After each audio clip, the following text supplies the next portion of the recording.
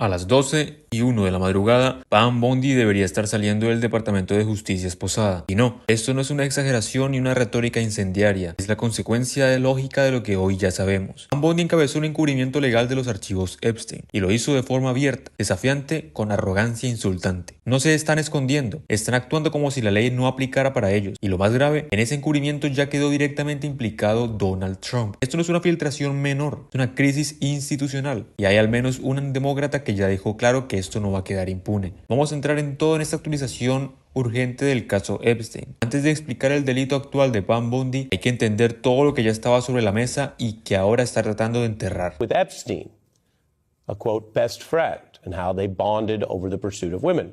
This new account draws on receipts and evidence from that era, just as Trump's birthday card for Epstein, which referenced secrets and women, was contemporaneous. It's credible evidence from at the time, which is part of why that birthday card story was a big deal. Trump's suing the Journal over that reporting, and they're pushing back and saying they expect to be vindicated in court. Well, I mentioned that evidence, which matters, because today's new article has more evidence, like handwritten notes from all the way back to 1994 kept by Epstein's assistant, which the Times corroborated. The assistant noting at the time Trump was a regular presence in Epstein's life. Another employee noting the two talked at least 3 times a week in that period of their friendship of the mid and late 90s. That's a lot of contact.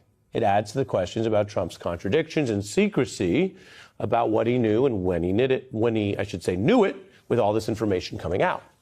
Interviews and public records have reinforced how the two men socialized. Some of that, of course, was known well before this article. The assistant indicating Trump seemed to enjoy regaling Epstein with tales of his sexual exploits. Epstein seemed to delight in how uncomfortable it made his assistant to overhear them or have to hear them if that was part of the job. Another Epstein employee said, quote, Trump would occasionally send over modeling cards for Epstein to peruse like a menu, raising questions about who knew what was the intention with those so-called cards. Now, the article has accounts of Epstein arranging for underage models to come socialize with adults, mentions parties where they were illegally offered alcohol.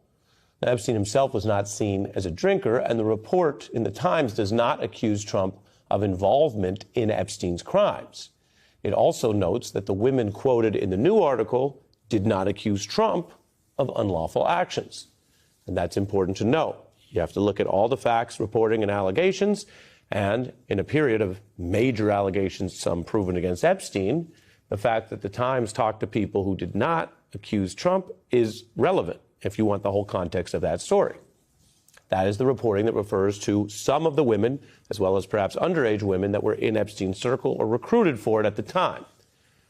But while that's the Times article, we can also note in context other women have accused Trump of improper conduct, including E. Jean Carroll, who won 2 civil judgments, ultimately over $80 million, upheld by an appeals court. Pam Bondi puede intentar borrar archivos, pero no puede borrar el mundo real. Lo que está fuera del Departamento de Justicia del FBI es de igual de devastador. Fotos, videos, testimonios personales y registros públicos que siguen apareciendo. Trump necesita que creas una historia infantil. Epstein era solo alguien que me crucé una vez. Eso se cae con cada imagen firmada, cada grabación de fiestas o cada relato coincidente. Y aquí viene el punto clave. El encubrimiento actual no es pasivo, es activo. Pam Bondi no solo está ocultando información, está desobedeciendo órdenes judiciales. Y por eso lo que le ocurrió después cambia completamente el escenario. Tomorrow, by 11:59 p.m. on Friday, the Epstein files will finally be released because of my Epstein Transparency Act. We will see thousands of documents that we should have seen decades ago. 3 federal judges have ordered the release. As I'm speaking, dozens of lawyers on the national security team at the Department of Justice are preparing the documents for release. Let me be very clear. We need a full release. Anyone who tampers with these documents or conceals documents or engages in excessive redaction will be prosecuted because of obstruction of justice. We will prosecute individuals regardless of whether they're the Attorney General or a career or political appointee. We need full transparency and justice for the survivors. Tomorrow, finally, rich and powerful men who raped underage girls or who covered up for this abuse will be held accountable. The Epstein class needs... La respuesta fue inmediata: amenaza directa de prisión. No diplomacia, no cartas enérgicas, no comunicados tibios, mensajes claros. Vas a ser procesada. Pam Bondi no es una estudiante dejando un trabajo para última hora. Es la fiscal general de los Estados Unidos. Tuvo meses, tuvo todo el aparato del Estado y aún así decidió romper la ley. Esta es la actitud que debería adoptar todo el Partido Demócrata. No pedir y exigir, no condenar, procesar. Porque esto ya no es inmoral solamente, es criminal. Y que quede claro, si trabajas en el Departamento de Justicia y participaste, eres cómplice. Si eres asesor, asistente, operador política y ayudaste a ocultar información, también eres cómplice. Esto no es un error administrativo, una red de protección para depredadores. No necesitamos un 2029 lleno de discursos sobre sanar y pasar la página. Antes de sanar, hay que limpiar, y antes de conciliar, hay que rendir cuentas. Over 8,600 arrests from June to September, more than 6,500 arrests fell under the FBI's violent crime and gang program. Under the leadership of Administrator Terry Cole, the DEA has seized 47.9 million fentanyl pills and 4,500 kilos of fentanyl powder. That represents 370 million deadly doses. 370 million. The DEA is dismantling violent cartel drug trafficking networks across this country, including the seizure of nearly 470 million in criminal assets. Under the leadership of Gadi Serralta, our U.S. Marshals have been the tip of the spear on federal surges in protecting judges and elected officials. Our marshals have arrested more than 51,000 fugitives nationwide since January 20th. Under the leadership of Acting Director Dan Driscoll, ATF has taken more than 23,000 illegal guns off our streets. 3,400 of those guns have been linked to trafficking between the U.S. and Mexico. My attorneys have done incredible work advancing President Trump's agenda and protecting the... Este momento define algo más grande que el caso Epstein. Define si la ley todavía significa algo cuando toca a los poderosos. Trump usó este caso como moneda política, luego lo enterró, y ahora su gobierno lo está encubriendo de forma ilegal. Si esto queda impune, el mensaje es devastador, que la justicia es opcional para quienes mandan, pero si se actúa, hay consecuencias reales. Se restablece un límite que Trump intentó borrar. La presión funciona, el miedo funciona. Y la historia demuestra que nada se destapa sin confrontación directa. Esto empieza con Pam Bondi, pero no termina ahí. Si te gustó el video, no olvides darle like, comentar y compartir. Esto fue Rumor de Estado. Donald Trump no perdió el sueño por las vidas que Jeffrey Epstein destruyó. Eso nunca le importó. Y tampoco parece preocuparle demasiado que este encubrimiento esté carcomiendo su presidencia. Mientras haya dinero que raspar, mientras el negocio siga funcionando, Trump sigue adelante. El problema es otro. Por primera vez el escándalo Epstein empezó a tocar algo que sí le importa de verdad. Su ego, su espectáculo y su cumpleaños. Porque cuando el encubrimiento empieza a arruinarle la fiesta personal, ahí sí hay crisis. Ahí se vuelve intolerable. Hoy vamos a hablar de eso, de cómo el caso Epstein está estallando justo donde Trump más lo siente. Y por qué su círculo de cumpleaños se está desmoronando antes de empezar. Antes de entrar en el cumpleaños de Trump se está viniendo abajo, hay que entender algo clave. La percepción pública ya cambió y cambió de forma brutal. People protested against President Trump as he arrived at the Army-Navy game this weekend. Don't obey illegal orders. No war crimes with my tax dollars. Baltimore says no to tyranny. People today rolled out a huge photo. Look at that. A huge photo of Trump and Jeffrey Epstein rolled out on the lawn on the National Mall just across from the White House as some iteration of the Epstein files are finally due to be released this week on Friday, and as a new Reuters poll shows that the proportion of Americans who believe that Donald Trump didn't know about Epstein's crimes has fallen now below 20%. Did you know about Epstein? Do you think Trump knew about Epstein's alleged crimes before they were public? No, I'm sure Trump didn't know that. Less than 20% of the public now believes that. I feel like everybody in the national news media is cottoning now to the fact that Trump's approval ratings, not just in general, but on specific issues and all the issues that are most important to him, Trump's approval ratings are just cratering. I feel like the national media is finally sort of figuring that out. You know, that the country, broadly speaking, is really quite sharply against President Trump at this point. That said, I am not sure my brothers and sisters in the national media have quite cottoned to the fact of what that looks like, even in red state local media markets like, say, Tulsa, Oklahoma. Lo que acabamos de ver explica absolutamente todo. Menos del 20% del país cree que hoy Donald Trump no sabía nada de lo de Epstein. Eso no es una grieta, es un derrumbe. La imagen gigante frente a la Casa Blanca no es una casualidad. Es un mensaje directo de que esto ya no se puede esconder. Y Trump lo sabe. Sabe que todos vieron la foto que Pam Bondi dejó escapar por error. Sabe que todos entendieron por qué fue eliminada después. Sabe que ya nadie se traga el cuento. Ese archivo lleno de fotos de Trump junto a Epstein fue un accidente. Solo hasta que alguien lo presionó borrar. Y ahí se terminó la farsa. Incluso su base empezó a mostrar fisuras. Y justo en ese contexto, Trump decidió hacer lo que mejor sabe hacer. Convertir la Casa Blanca en un escenario para celebrarse a sí mismo. All of the greatest champions in the world, the UFC fight, they're building an arena in front of the White House, if you can believe it. Then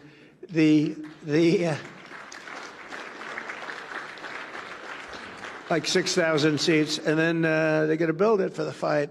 They're going to have the greatest champions of the world coming, and they're going to have over 100,000 people out. They're putting screens all over certain parts of Washington so everyone can see it. I don't think there'll be anything like it. It'll be on a Sunday night, June 14th. Flag Day happens to be my birthday, but I didn't do it for that reason. Just it actually, sir, we like the June 14th date. I said, it's my birthday. They didn't know it. Ese es el plan, ese es el delirio. Un evento de la UFC frente a la Casa Blanca, pesajes en el Lincoln Memorial, pantallas grandes. Trump vio el desfile militar que nadie quiso, que costó millones que ni sus propios seguidores disfrutaron, y dijo, hagamos lo peor. Pero esta vez ocurrió algo distinto. Los mismos tipos que él esperaba ver peleando por su honor dijeron que no. No por su ideología, ni por sus principios elevados, por Epstein. Porque nadie quiere verse asociado con la lista de Epstein, y nadie quiere verse posando por la foto equivocada. Según Strickland, un luchador que lo apoyó, que votó por él, que se sacó selfies con él, no quiere pasar el rato con Epstein. Para Trump fue un golpe directo al ego, porque esto no era un evento público, no era para el país, era para él y sus amigos. Trump no entiende por qué esto no funciona, no entiende por qué nadie quiere pelear en su honor, pero es muy simple. Cuando el escándalo deja de ser abstracto, deja de ser divertido. Durante meses, Haga trató Epstein como un chiste político, como un arma para señalar a otros y como un meme. Ahora se dieron cuenta de que nadie quiere cargar con eso, y mientras tanto, el encubrimiento sigue. Pam Bondi no rompió la ley en un momento puntual. La está rompiendo ahora mismo. Cada día que pasa sin liberar los archivos completos se sigue violando la ley. Cada foto borrada suma cargos y no lo hace sola. Powerful, wealthy men, of which, by the way, we could care less what political party they're in or how much power they have. There are men that are walking free that did these horrific crimes and caused horrific trauma and damage to these women and at the time, many of them children. If they think they're going to just produce files and documents, and at the end of this, those men are not going to be held accountable, then they are involved in a massive cover-up, and anyone in the government that is involved in this will be held accountable by the U.S. Congress. Congressman, yesterday the Oversight Committee released 68 new photos from the Epstein estate. Do you expect those to be a part of this document dump that we're seeing, or how do you track what you already have to see that that's part of what's coming out? And how much? I mean, is there some understanding of the finite nature of this? How many documents are we ultimately talking about that should be released? When we say all the files, help the public understand exactly what that means. You've already noted some 30,000 have been released in other forms and venues through court proceedings, et cetera. What are we talking about here? And particularly given that there's been such a long runway by this administration, DOJ, to prepare for this moment. It's not like they didn't know it was coming. So whether you're talking an additional 50,000 documents or an additional 200,000, 300,000 documents, there was a plan in place at least to get there. So what does this all look like that the public should be expecting? So I think two things are important for the public to know. One is the Oversight Committee will continue to get documents from subpoenas that we put in place at the Epstein estate, the U.S. Virgin Islands. There are a bunch of other organizations that we've requested information from, testimony from survivors. That information will continue to come out, and the committee will continue to put out documents, photos, emails, information, financial information that we're currently going through with our partners at Senate Finance. So all of that piece will continue to come out. The DOJ tranche is different. What's been surprising is that we expected that the DOJ would have requested the Epstein estate documents and have those in their possession. It appears from Todd Blanch and some of his comments that they haven't even requested documents from other organizations that they know have critical documents and photos and videos that could be helpful in getting justice. And so we would encourage the DOJ to go everywhere and get information. They're not even doing that. And so we're going to continue to put out information. As it relates to the size, we know, and the DOJ said earlier this year, and I have the exact number here. They actually said that there was about 300 gigabytes of data as it related to the files. And so what we do know, if you take that number aside and you think about what we've received so far, we think we might have about 10% total. Again, this is an estimate, but we might have about 10% right now of the total amount of files. El Congreso va a seguir sacando documentos, fotos, correos e información financiera. El contraste con el Departamento de Justicia es brutal. El Departamento de Justicia tuvo meses para prepararse y ni siquiera pidió todos los documentos que sabe que existen. Eso no es negligencia, es decisión. Y lo más importante, esto ya no se trata solo de Donald Trump. Se trata de todos los que están ayudando a ocultar la verdad creyendo que alguien los va a salvar después. Esto es Rumor de Estado. Donald Trump sabe que este escándalo lo alcanzó de lleno. No estamos ante un ataque político ni ante una exageración mediática. Estamos frente a documentos oficiales, correos internos del gobierno y un encubrimiento tan torpe que ya ni siquiera intentan disimularlo. El caso Epstein dejó de ser un problema del pasado. Hoy es una bomba activa dentro de la Casa Blanca y la reacción de Trump lo confirma. Publicaciones erráticas, contradicciones públicas y hasta bromas absurdas sobre dejar la presidencia. No es humor, es pánico. Hoy, en Rumor de Estado, vamos a desmenuzar por qué Trump está colapsando en público, qué revelan los nuevos documentos y por qué el encubrimiento ya no se sostiene. Pasemos a video. Epstein files are still rolling in. At midnight last night, the DOJ decided to upload their third big collection of documents, flouting, we should note, the deadline of last Friday under the law. There wasn't like a, window period where they could upload the files. They had a deadline. But this now brings the total number of files released to over 30,000. And the main impression as folks try to make sense of it all, including in our newsroom, is that it feels like once again we're being kind of sprayed with a fire hose of sewage. I mean, it's full of mistakes and omissions, questionable redactions, even salacious allegations from a tip line. Some documents have been disappearing from the DOJ's webpage after they were published, and Trump's people seem to be happy to make a mess of it all. In fact, that sort of seems like the point. I mean, keep in mind the context here, right? They hate the law that Congress passed, forcing them to release the files. They fought it tooth and nail. They hate the concept of transparency. And Trump has been very clear that he would prefer to protect people. Well, some and not others. I don't like the pictures of Bill Clinton being shown.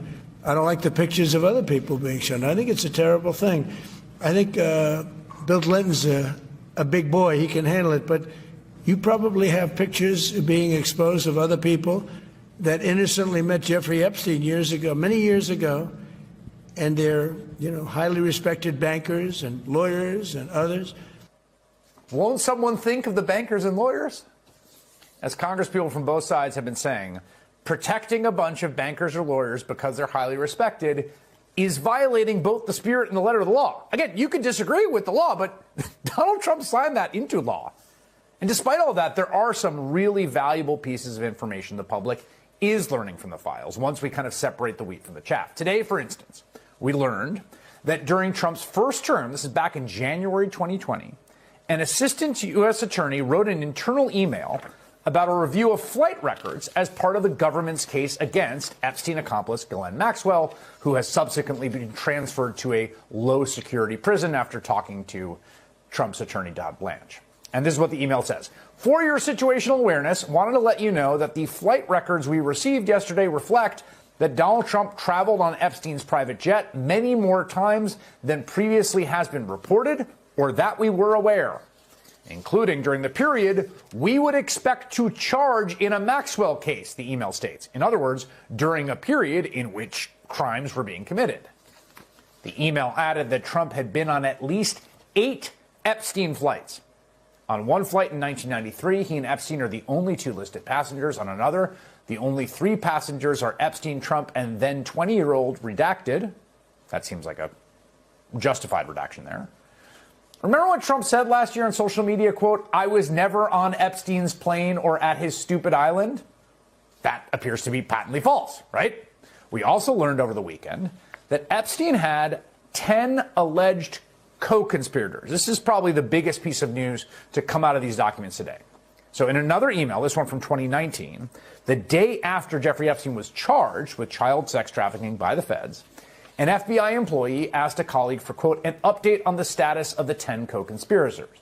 Now, this email also shows the incompetent or possibly malign nature of DOJ's redaction efforts, or at least Aquí ya no hay espacio para la negación. Trump afirmó públicamente que nunca estuvo en el avión de Epstein. Los documentos oficiales dicen lo contrario, no una vez, sino varias. Y no es que solo volara, es cuándo, con quién y en qué contexto. Estos registros corresponden a momentos en los que investigaban delitos graves. Eso convierte la mentira presidencial en un problema institucional. La reacción del gobierno fue el caos. Archivos que suben, se bajan, se vuelven a subir, fotos eliminadas y restauradas tras el escándalo. Correos mal redactados, censura improvisada. Esto no es torpeza administrativa, es control de daños. Y Trump, lejos de aclarar, empeora todo. Ese es el punto donde el discurso se desarma solo. Trump intenta usar la IA como excusa cuando los documentos provienen de su propio Departamento de Justicia. Correos internos, registros de vuelos, archivos oficiales. Y la ironía es brutal. El mismo Trump que impulsó la política para medir que los estados regulan la inteligencia artificial, ahora la señala como advertencia, solo cuando lo incomoda a él. Pero lo más grave no es la mentira sobre el avión, es el intento de reducir todo a un encuentro social sin importancia, porque no lo fue. Trump no estaba simplemente cerca de Epstein, tenía vínculos estrechos con Ghislaine Maxwell, pieza central de la red de abuso. Voló con ella, aparece en registros clave, no era una figura secundaria, era parte del círculo, y eso cambia completamente en la dimensión del escándalo. DOJ's handling of this release is peculiar.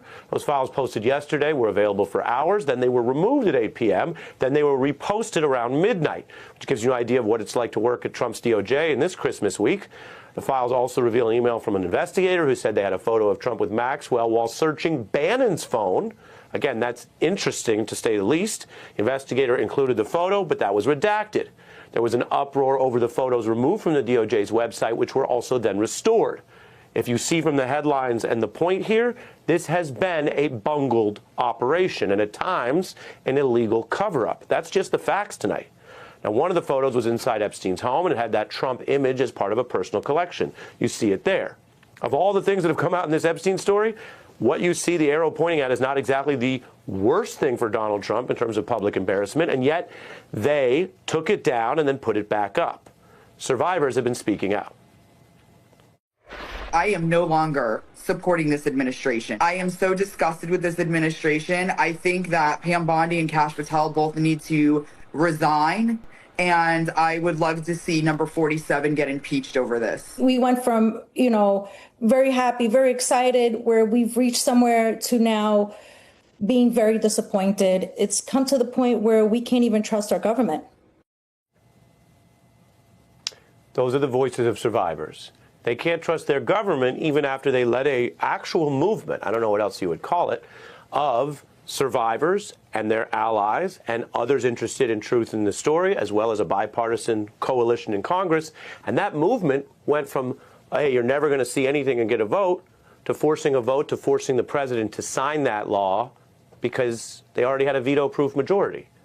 The voices of the survivors you hear have achieved a lot this year as we end in this odd Christmas week, this Epstein document dump week. They've achieved a lot. But you can see their work's not done. They're still pressing because what we're witnessing in real time, as we've been reporting since Friday night, is an illegal cover. Escuchen a las víctimas. Están pidiendo venganza, están pidiendo la verdad. Lo que están recibiendo es opacidad, retrasos y un gobierno más preocupado por proteger a hombres poderosos que por hacer justicia. El Congreso forzó la ley, el presidente le firmó porque no podía vetarla. Aún así, le están incumpliendo. Eso no es un error técnico, es una decisión política. Lo que estamos viendo no es un encubrimiento en tiempo real, mal ejecutado, mal justificado y cada día más evidente. Trump no se protege solo a sí mismo, está protegiendo a otros. Y eso explica la desesperación, el ruido y las distracciones y salidas absurdas. Pero hay algo que no pueden controlar, la presión política. Y esa presión existe porque todos ustedes no soltaron el tema, no miraron hacia otro lado y no aceptaron el silencio como respuesta. Y esto no termina aquí, no debería. Si te gustó el video, no olvides darle like, comentar y compartir. Ya estamos cada vez más cerca de los 1000 suscriptores y junto con tu ayuda lo vamos a conseguir. Esto fue Rumor de Estado. Kash Patel volvió a hacerlo. Y no es un error menor ni una confusión administrativa. Es exactamente lo que siempre hace. Abuso, cinismo y encubrimiento. Esta vez con un descaro tan grande que ya empieza a salpicar directamente en Donald Trump. Patel se vendió durante años como el cruzado contra el despilfarro, el tipo que venía a limpiar el gobierno. El problema es que cuando le dieron poder real, hizo exactamente lo contrario. Se sirvió del Estado como si fuera un cajero automático personal. Hoy vamos a entrar en su nuevo escándalo. Pero para entender por qué es tan grave, primero hay que recordar cómo empezó todo. Slashing government spending, he had one specific idea about how to do it. Chris Wray doesn't need a government-funded G5 jet to go to vacation. Maybe we ground that plane. $15,000 every time it takes off. Just a thought. Go take their money. Chris Wray doesn't need a private jet. We're not the guys running around on private jets. And somebody maybe in Congress should ask for how many flights on a private jet Director Comey took, or my predecessor Director Wray took, and how many personal trips they took. Don't knock it until you try it. That's what I say about private jets. The use of government jets for personal travel by former FBI director was sort of an obsession of Patel's for years. In 2023, Patel called former director Chris Wray a, quote, government gangster for his jet usage, which is why it was surprising to see Patel repost this photo on Sunday of him in his FBI-branded hoodie out on a date with his country singer girlfriend, Alexis Wilkins. Now, Wilkins was performing at a Penn State sporting event on Saturday. And if you're wondering how Kash Patel got there to support her, well, public flight logs show he took a taxpayer-funded government jet. Later that night, that same jet flew from Pennsylvania to Nashville, where Patel's girlfriend lives. Now, I should know, FBI directors are required by law to use government planes for security purposes. It's a point Patel raised in May when Senate Democrats last inquired about his jet usage. Oh, this is a great point. Do you know why I have to use a private jet? Because Congress made it mandatory. Okay. In April 5th, well, we didn't make it mandatory that you go to UFC games with Mel Gibson. Are you telling me I can't go home? You got to use some judgment here. I love the logic there. I had to go to the event. So what, I'm supposed to stay there? Well, you don't have to go to every event. Patel's lack of judgment when using a taxpayer-funded plane for private excursions during a government shutdown on the eve of SNAP benefits running out is really just the tip of the iceberg. I mean, we have seen members of the Trump administration taking advantage of government perks, like DHS Secretary Kristi Noem, who spent more than $172 million on private jets. Now The Atlantic is reporting that officials like Stephen Miller, Noem, Secretary of State Marco Rubio, and others are living in homes meant for generals on military bases. They say it's for security reasons, though they already have personal security details, and in the past, those people with those jobs didn't occupy these homes. Este es el primer nivel de la hipocresía. Patel construyó su imagen atacando a otros por lo mismo que hoy hace, solo que ahora está con más poder y con menos vergüenza. Y ojo con la excusa favorita: la ley me obliga a usar aviones oficiales. Eso no es una carta blanca para convertirlos en Uber presidencial. Seguridad no significa turismo sentimental ni agendas personales disfrazadas de deber institucional. Pero lo más insultante no fue el uso del avión, fue la defensa. Patel básicamente dijo: podría abusar mucho más, así que agradezcan que no lo hago. Este argumento no solo es inmoral, es una confesión. Aquí viene el punto clave. Esto no fue un desliz aislado, fue un ensayo general. And if I was actually abusing it, I would go see every one of her shows. I think I get to like 15%. Just to clarify, how often has he traveled to see you since January 20th? Oh, gosh. I think with Nashville. You've been in Nashville, like... Yeah, I've been to her house a couple times with her family for the holidays and, birthdays. I've seen her perform this year, I think, 3 times. Cuando un funcionario se defiende con que solo lo hizo una vez, ya cruzó la línea hace rato. El poder no funciona solo por porcentajes de abuso, o se respeta el dinero público o no se respeta. Y justo cuando parecía que el escándalo no podía empeorar, empeoró. Porque ahora no hablamos de aviones, hablamos de lujo blindado. Exclusive reporting. FBI Director Kash Patel's new vehicle is raising eyebrows in Washington. We're learning Patel had the FBI purchase a high-end, specially armored BMW to drive him around, and this is according to 4 sources familiar with the matter. Now, FBI directors are traditionally driven in a Chevrolet Suburban. Let's bring in MS Now senior investigative reporter Carol Leonnig, author of Injustice: How Politics and Fear Vanquished America's Justice Department. Carol, you and Ken broke this story just this morning. What more are you learning about all of this, and how is the administration justifying this purchase? Well, Anna, thank you so much for focusing on it. It's been kind of gobsmacking for FBI officials, both former and current, as they have described to us this purchase of a small fleet of armored BMWs. You know, armored BMWs have traditionally been used in really unusual places, green zones, like actual areas where war is close by in the front line, usually internationally. There is no precedent for an FBI director to have an armored BMW, much less a fleet of them. The government, typically, the FBI provides directors a fleet of Chevy Suburbans to get him safely from place to place with a detail and a driver. But in this case, Kash Patel ordered the purchase of 4 BMWs with this special armored plating. Esto ya no es negligencia, es megalomanía con presupuesto federal. El FBI no opera en zonas de guerra urbana. No hay justificación técnica ni operativa para estos vehículos. Ninguna. Esto es un funcionario jugando a ser intocable, gastando millones para sentirse importante. Y aquí es donde el problema escala políticamente. Donald Trump es responsable directo de haber puesto a esta persona ahí. Porque Patel no actúa solo, actúa con respaldo, con silencio y con protección. Eso nos lleva al escándalo más delicado de todos. DOJ and the Trump administration completely missed the legal requirement to actually get all of the documents out to the American public. And so right now, they are defying the law. They are defying Congress. They have not met, which is with a very simple standard laid out in the law that was bipartisan. And so they are illegally right now trying to catch up to what Congress mandated for them to do. So it's unacceptable. It needs to be called out. Of course, we've been planning and looking at legal options to continue to push for that release, and that continues. And as far as what they have put out, I mean, it's laughable that this is an administration that claims somehow that they're being transparent when most of what they put out was either A, already public record. So much of the documents, could be as much as half of them, were already in the public record. And what the other pieces that they released were highly redacted. And in some cases, entire documents, not one word was actually left on there for the public to see.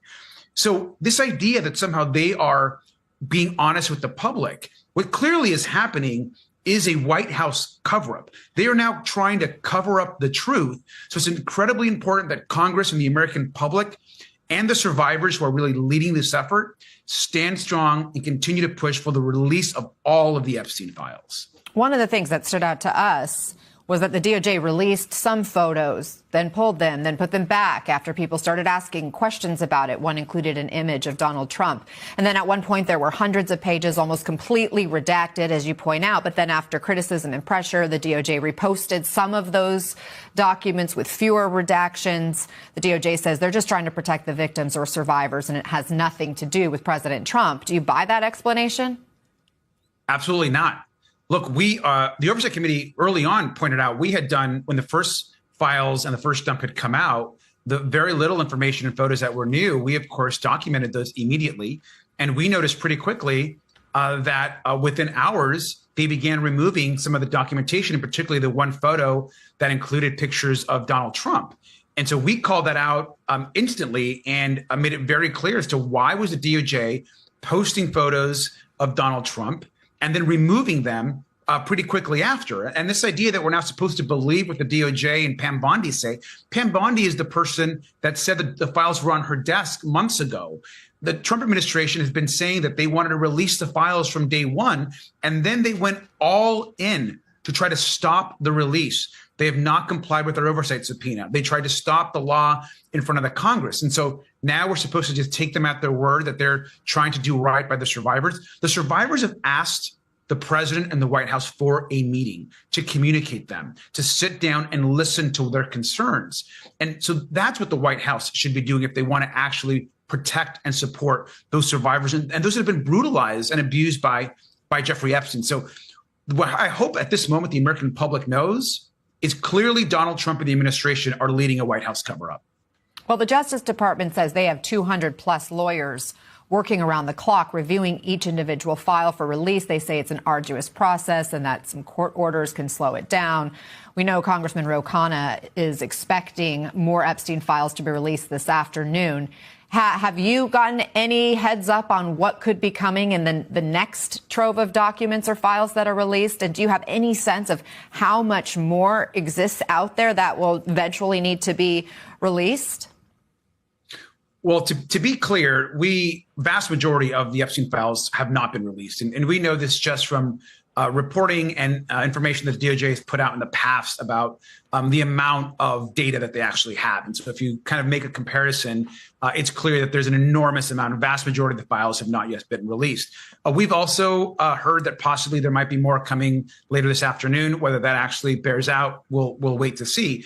But what the public wants and what the survivors deserve is information about their cases. They deserve justice around the powerful men who abused and raped women. If the White House thinks that they're going to continue to release information, but redact it in a way that protects pedophiles, that protects the powerful and rich and wealthy men that abuse these women, they have not seen the fury of the American public, and certainly they don't understand that the Oversight Committee and others are not going to stop until we get... Aquí ya no hablamos de autos ni de vuelos, hablamos de encubrimiento institucional. Los archivos Epstein no se retrasaron por cuidado a las víctimas, se retrasaron porque exponen a personas poderosas, y cuando aparecieron documentos incómodos fueron retirados, editados, vaciados. Eso no es transparencia, eso es control de daños. Y Patel, junto con Pam Bondi, no solo ejecutaron ese encubrimiento, lo hicieron torpemente, tan mal que dejaron huellas visibles. Cuando un gobierno promete abrir archivos y luego se dedica a cerrarlos, borrar nombres y esconder fotos, el mensaje es claro, hay algo que no quieren que veas. Donald Trump puede fingir sorpresa, pero no puede lavarse las manos. Estas personas no están ahí por accidente, están ahí porque hacen exactamente lo que se les pide. Y cuando el abuso se normaliza,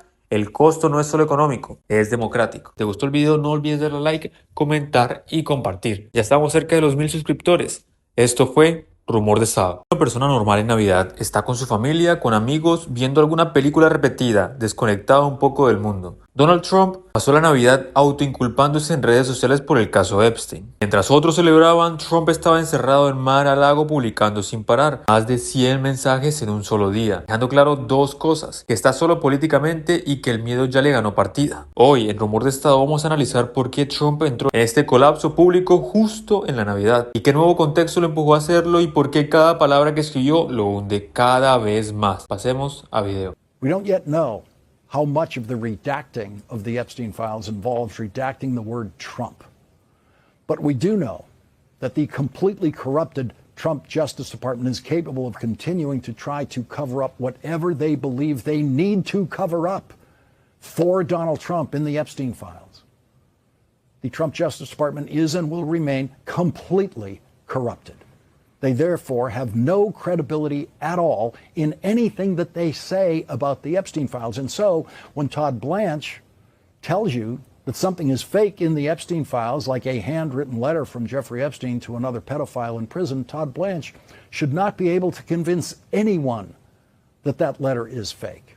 There are real reasons to believe it is fake, and there are ways of determining it is fake. But Todd Blanch does not have the credibility necessary to make that case. So all of the assessment of what is and isn't fake in the Epstein files will be made outside of the Trump Justice Department, because the Trump Justice Department is completely corrupted and there to do nothing other than try to defend Donald Trump.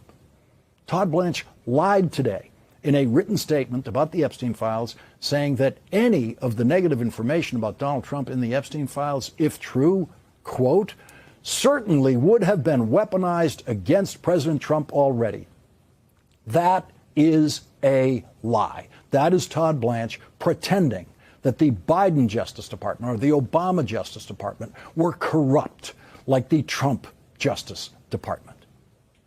The Epstein files contains a claim by Jeffrey Epstein's brother that he believes, without evidence, that Donald Trump had Jeffrey Epstein killed in prison. The brother offers no evidence of that. There is no evidence of that. And that claim existed in the Epstein files during the Biden presidency. And no one in Merrick Garland's Justice Department ever dreamed of releasing that information. No one weaponized that unfounded claim by Jeffrey Epstein's brother. Since Todd Blanch works in a completely corrupted Justice Department, he knows what he would have done with statements like that about an enemy of Donald Trump's. Marjorie Taylor Greene has seen enough.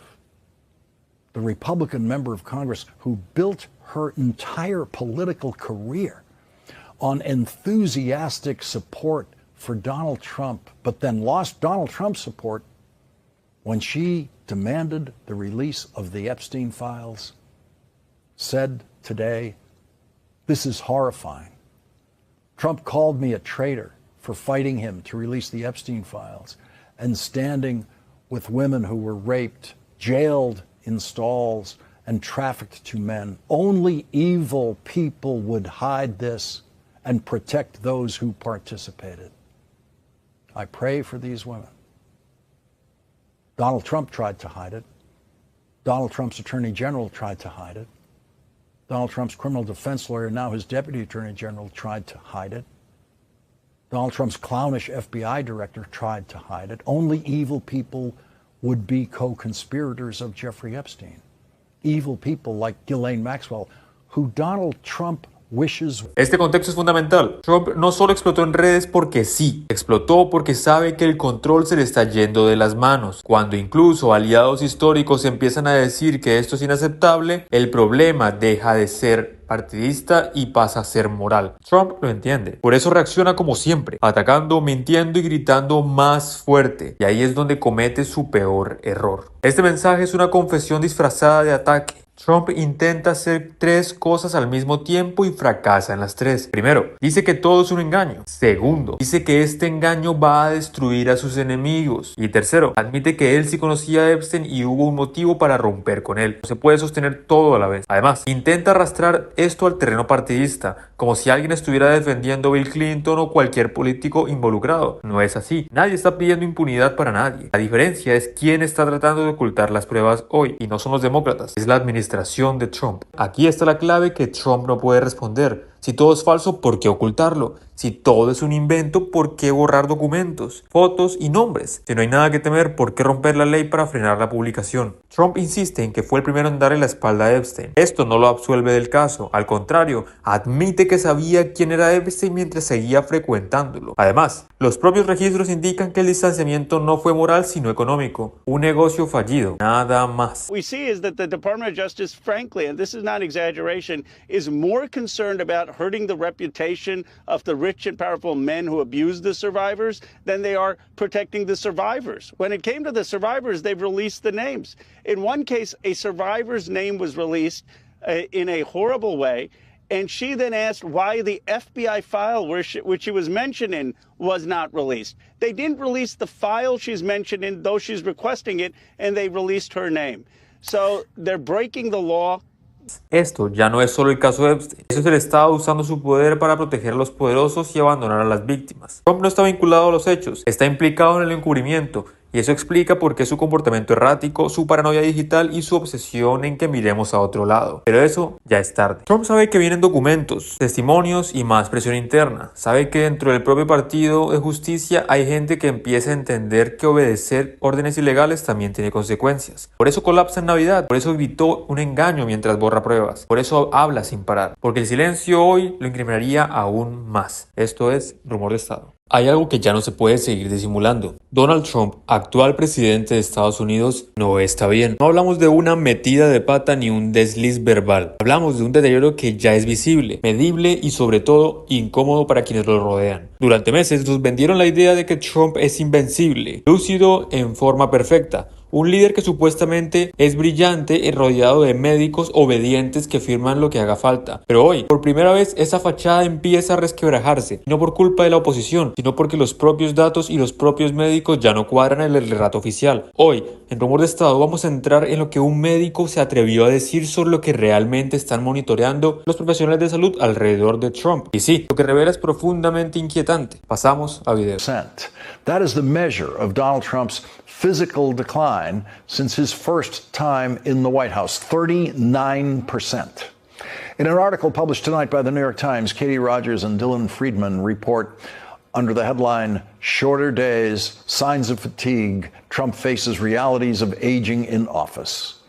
The Times has documented the newly abbreviated schedule for the struggling 79-year-old man. Quote, in 2017, the first year of his first term, Mr. Trump's scheduled events started at 10:31 a.m. on average. By contrast, Mr. Trump in his second term has started scheduled events in the afternoon on average at 12:08 p.m. His events end on average at around the same time as they did during the first year of his term, shortly after 5 p.m.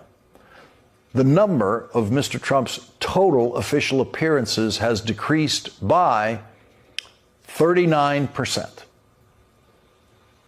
39% less Donald Trump. That's what we're getting now. Donald Trump was the laziest president we had ever seen in his first term. He is now 39% lazier. And he is now apparently struggling with a 5-hour workday. And of course, none of us have seen him do anything that in any way meets the definition of work during those 5 hours. The Times reports Mr. Trump appeared to doze off during an event in the Oval Office. And so we are now covering the physical decline and fall of Donald Trump. Last night, I mentioned Donald Trump's age a couple of times when I pointed out that you can see the 79-year-old man who gets very little sleep bewildered about how he is losing his grip on the Republican Party. And there are people who are in full-blown dementia in their early 60s. We all age differently, and Donald Trump is aging just fine for someone who should be watching TV all day and playing golf occasionally, but he's aging terribly for a president. But Donald Trump at his best age would have been the stupidest president and most incompetent president in history and the most corrupt. A younger Donald Trump is not a better Donald Trump. Que tengamos que aplaudir cuando los grandes medios hacen su trabajo ya dice mucho del nivel de encubrimiento que existe alrededor de Trump. No estamos hablando de especulación, estamos hablando de horarios recortados, menos apariciones, menos actividad y más episodios incómodos en el público. Y lo más grave no es solo el desgaste físico, es el silencio deliberado. Cuando el portavoz presidencial dice que miren para otro lado, la obligación periodística es exactamente la contraria, mirar más de cerca. Trump presume de caminar escaleras o de encadenar frases completas como si eso fuera una medalla de honor. Y eso, lejos de tranquilizar, genera una pregunta básica. ¿Por qué un presidente necesita demostrar constantemente que está funcional? Porque aquí viene lo importante. Trump no habla de pruebas cognitivas en pasado, habla de ellas como algo recurrente y como algo que sigue ocurriendo. Y eso nos lleva al siguiente punto. They'd say, there's something wrong, but I like to do it, but I had perfect health. And they reported his health is perfect. And they interpret that. And the fake news interprets when the doctor says he's got perfect health, they go, what does he mean by perfect? There's something wrong with the president. These people are sick.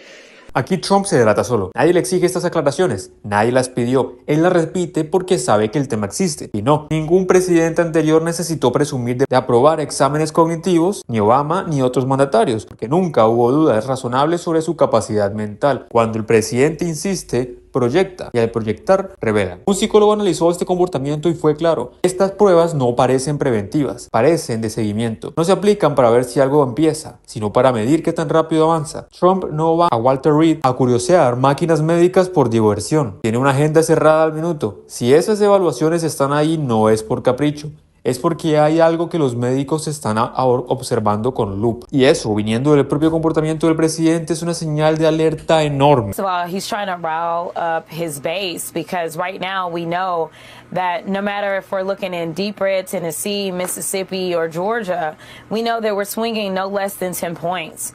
And unlike what we've had historically in Texas, because I know that you talked about the Texas dream of turning us blue, is that we have a candidate in me who absolutely plans to talk to any and everybody, and that is why they are afraid. The fact that he said I have a quote-unquote street girl persona, I'm sorry, but anybody that you talk to knows my credentials. They know that I've gone to school. They know that I'm educated. I never tried to put on some random story about where I came from, but at the end of the day, I am who I am, and I am authentic. And that is actually what they are fearful of, is my authenticity, because it rings true with every single American, whether they're a Texan or not. It rings true that I am fighting for real everyday people. And instead of talking about policy, when you're talking about the record speaks for itself, baby, let's talk about your record. Because the only reason you're the vice president is because the current president tried to have his last president killed. Let's talk about qualifications. Let's talk about who has actually been fighting for people way before she ever ran for office, whether it was in the courtroom or if it was in the streets, making sure those that were out there wanting to exercise their constitutional right to come together and protest injustices. I was representing pro bono people that were getting arrested as they were out in the streets. So listen, I don't have time for him and their games. They are scared, and they should be scared. I need Texans to focus in. I need them to think about the fact that our 2 senators literally just voted against extending the Affordable Care Act tax subsidies that would help almost an additional almost 4 million people that are on the marketplace in a state where we have 5 million that are completely uninsured. They basically are trying to put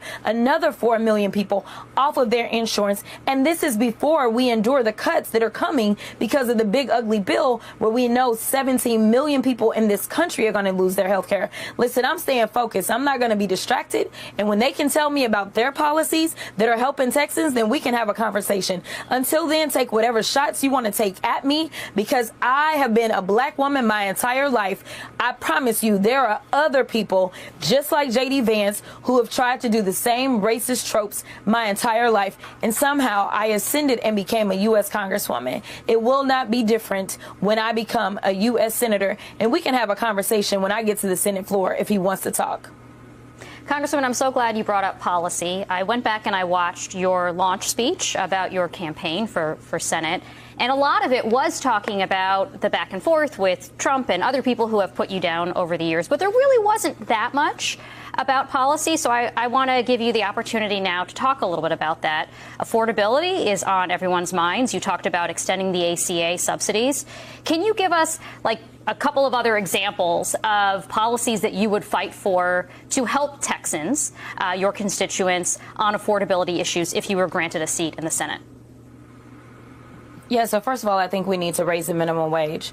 We have not done that in a national way, and so Texas is not taking it upon themselves, so the minimum wage is still $7.25. We can start to go ahead and put more money into working people's pockets, and whether you're a minimum wage worker or otherwise, we know that once you raise the minimum wage, everyone else's wages go up. We know that costs are going up to the extent that we know that when people were showing up in those food lines as the president was sending $40 billion over to Argentina instead of making sure that people that are supposed to get their SNAP benefits had their money, we know that there were a lot of working class people.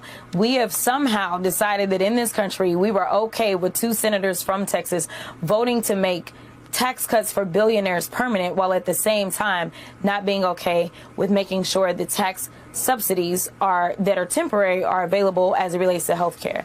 We also know that we are in Texas and we do trading big. We are one of the largest trading states in this entire world.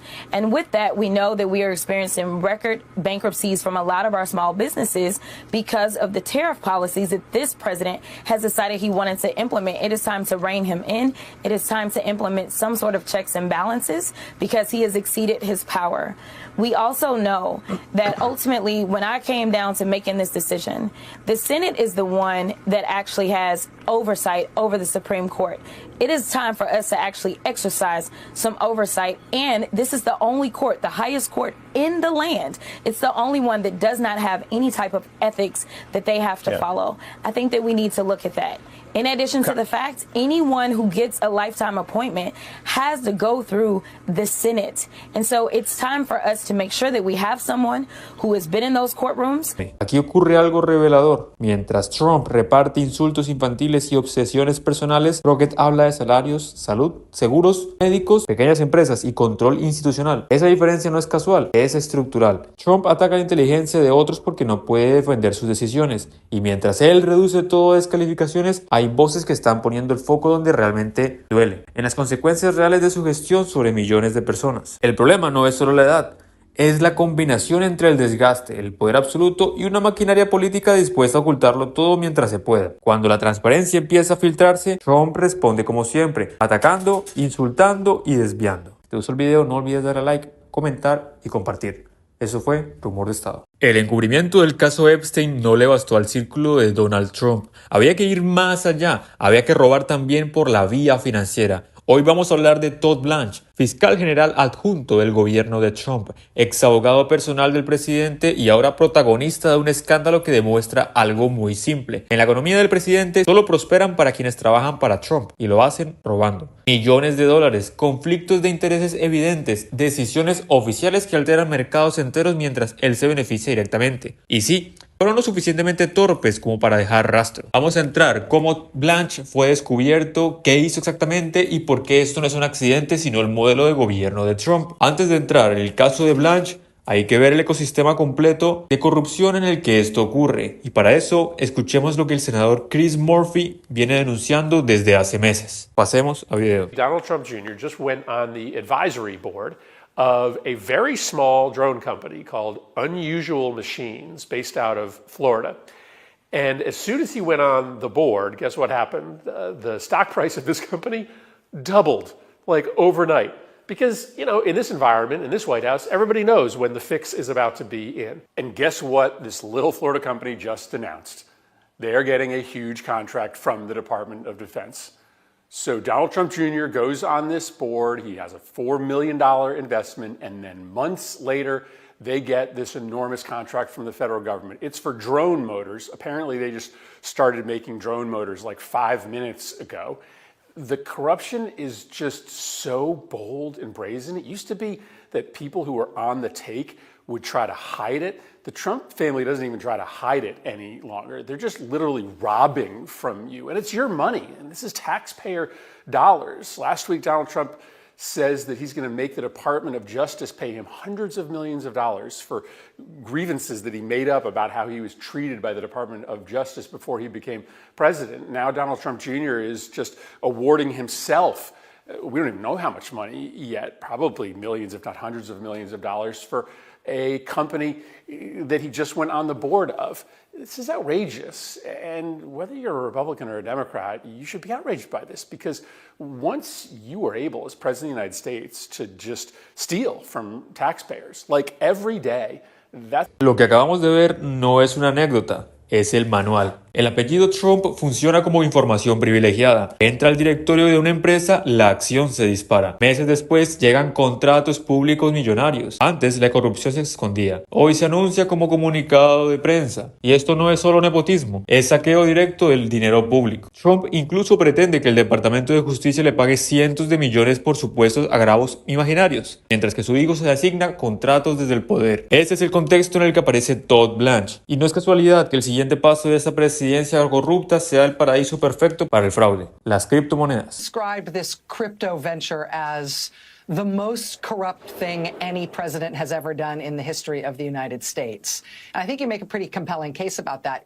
If the Congress and the U.S. Senate were doing its job, what would be the appropriate response to that? Well, the first question is, why isn't the Department of Justice doing its job?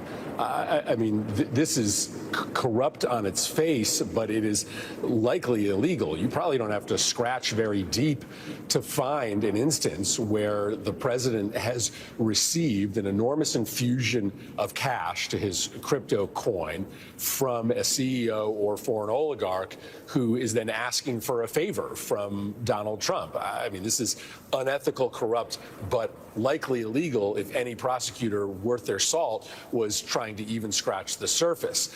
But to the extent it's not already apparent that a president of the United States should not be running a backdoor bribery scheme, the equivalent of posting your Cash app on the White House webpage, then we should make it crystal clear that that's... Chris Murphy dice algo fundamental, y esto no es solo inmoral, es muy probablemente ilegal. Un presidente promoviendo un esquema que funciona como una caja de sobornos digital, una especie de aquí está mi Cash app, mándame dinero. Mientras esto ocurre, ¿quién está a cargo de frenar los delitos financieros? Todd Blanch, o mejor dicho, el mismo hombre que se beneficia de que no frenen. Porque aquí está el núcleo del escándalo. Todd Blanch llegó al gobierno con inversiones en criptomonedas por cientos de miles de dólares. Se comprometió por escrito a deshacerse de ellas para evitar conflictos de interés. No lo hizo. En cambio, emitió una directiva oficial ordenando que el Departamento de Justicia dejara de investigar a empresas cripto. Desmanteló el equipo nacional de control de criptomonedas y congeló causas abiertas. Todo esto mientras seguía teniendo Bitcoin, Ethereum, Solana y acciones en Coinbase. Resultado, los mercados reaccionaron de inmediato. Las criptomonedas subieron y Blanch ganó dinero. Eso no es solo política pública, es manipulación de mercado desde el poder. Expertos legales ya dijeron lo obvio, debió recusarse o pedir una exención formal. No lo hizo. Y esa omisión puede tener consecuencias penales. The UAE, the price is somewhere north of $2 billion.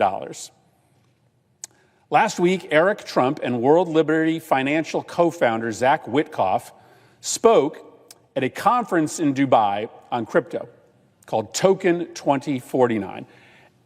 As an aside here, it's just so fantastic and bone-chilling how transparent these guys are in their use of public positions to enrich themselves. I'm going to tell the story of Trump's stablecoin and the corruption with the Emiratis, but let's just pause for a second and consider the fact that the Trump family could have partnered with anybody in the world on their new crypto venture, World Liberty Financial. But of all the people in the world to partner with on this new crypto venture, they chose the son of Trump's Middle East envoy. Trump's Middle East envoy, the guy who's making all the decisions on U.S. policy in the Middle East, just to make it crystal clear to the Gulf countries that when they deal with World Liberty Financial, Trump's crypto venture, that they are dealing directly with the people responsible for making U.S. policy in the Middle East. It's just stunning. Literally, the sons of the president and the sons of the Middle East envoy running a crypto venture and then going directly into the Middle East in order to find their first investment. And guess what? Miracle, they found it. MGX, an investment firm backed by the Emirati government at this conference, announced that they had looked at all the crypto companies in the world that they could partner with to invest $2 billion in the crypto exchange Binance, and they selected, wait for it, drum roll, the company run by the sons of the President of the United States and the U.S. Middle East envoy. $2 billion.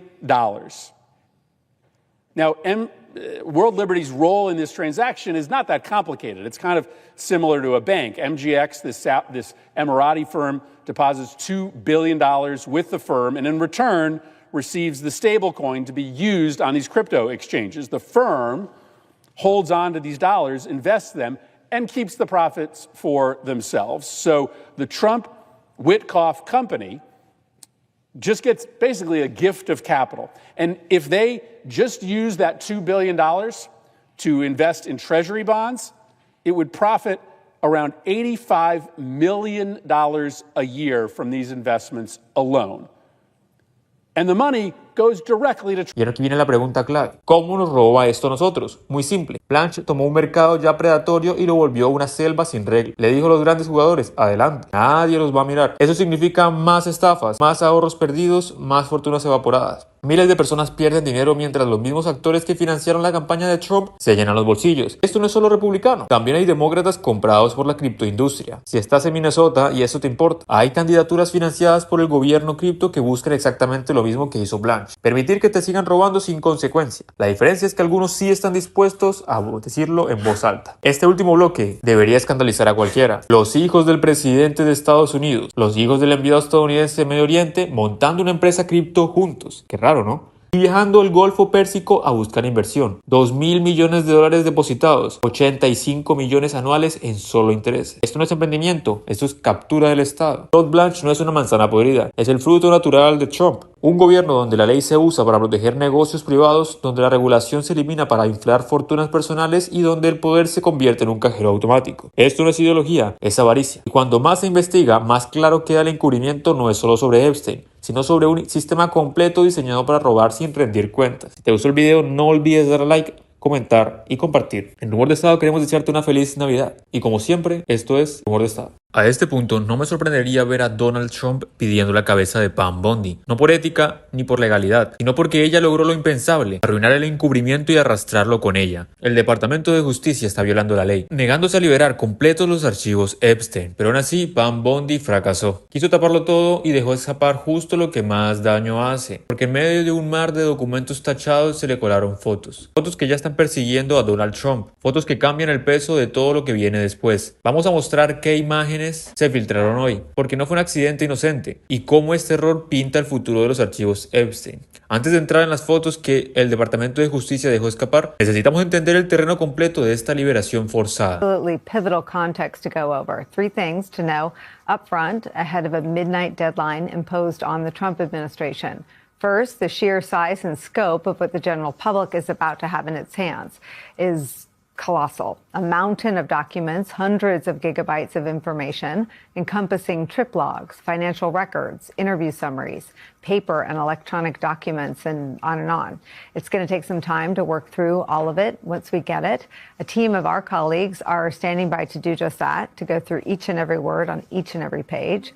The second thing to know about this afternoon's expected data dump is that, yes, we'll focus, of course, on what is actually in the release and what we're learning, but we'll also be on the lookout for what is not included. Remember, Trump's Justice Department is not voluntarily putting this information out. It was legally compelled to do so by a bipartisan coalition of lawmakers in Congress. The deadline this day, a tick before midnight. And yet this morning, the Trump administration made a rather startling admission. Here's Deputy Attorney General Todd Blanch.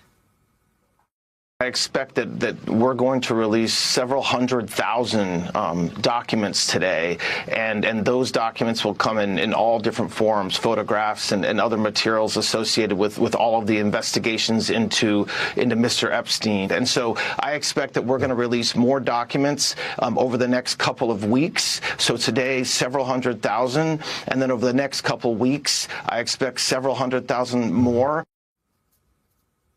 Next couple of weeks, what?